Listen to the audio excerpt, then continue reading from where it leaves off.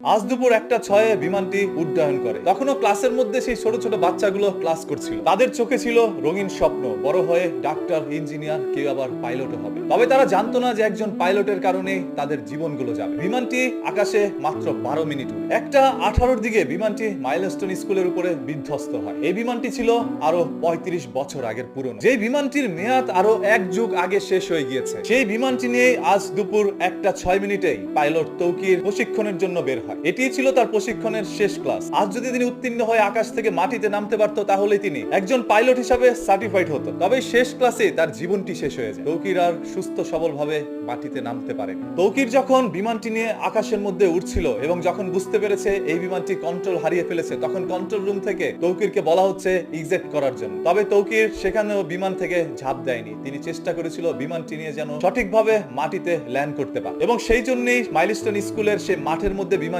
নামাতে নাই। তবে এর আগে বিমানটি মাইলস্টোন স্কুলের ছাদে পড়ে যায়। আর সেই ক্লাসের মধ্যেই ছিল আনুমানিক 100 থেকে 150 জন স্টুডেন্টস। ঘটনাটি ঘটার সাথে সাথে সেখানে প্রাণ হারায় প্রায় 25 জন শিক্ষার্থী এবং আহতের সংখ্যা 200-এর অধিক। তখনও পাইলট তৌকির জীবিত ছিল। হসপিটাল মধ্যে নিয়ে যাওয়া হয় তাকে উন্নত চিকিৎসার জন্য, আর সেখানেই তার শেষ নিঃশ্বাসটি তিনি ত্যাগ করেন। আজকের এই মুমূর্ষু দৃশ্যগুলো আসলে কখনো ভাষায় প্রকাশ করতে পারবো না। আমি যখন দেখছিলাম সেই ছোট্ট ছোট্ট বাচ্চাগুলো রাস্তার মধ্যে দৌড়াচ্ছে এবং তার শরীর থেকে চামড়াগুলো উঠে যাচ্ছে, তখন সেই দৃশ্যটি দেখার পর কোনো স্বাভাবিক মানুষ আর সুস্থ থাকতে পারবে না। আজকে বাংলাদেশের সাধারণ মানুষ, আইন শৃঙ্খলা বাহিনী, সেই সাথে প্রত্যেকটি রাজনৈতিক মহল থেকে সবাই চলে আসছে তাদেরকে দেখার জন্য। তবে এখানেও কিছু অসুবিধা রয়েছে। একজন রাজনীতির নেতার পিছনে রয়েছে 50 থেকে 100 জন মানুষ। এইভাবে যখন 10-20 জন রাজনীতিবিদরা ওইখানে যাচ্ছে, তখন তাদের পিছনে শত শত মানুষের ভিড়, যেই কারণে উদ্ধার কর্মীরা সঠিকভাবে তাদের কাজটিও করতে পারছে না। এই রাজনীতির হাত থেকে কবে মুক্তি পাবো আমরা? যেখানে ছোট ছোট বাচ্চাদের প্রাণ যাচ্ছে, আর সেইখানে আপনারা গিয়ে মজা নিচ্ছেন, নিজেরা নিজেদের রাজনীতির বিস্তার ঘটাচ্ছেন ওইখানে। এই দেশের ভয়ঙ্কর রাজনীতির হাত থেকে বাঁচতে পারেনি মাইলস্টোন স্কুলের শিক্ষার্থীরা। আসলে আমাদের এই স্বাধীনতার জুলাই কি শুধু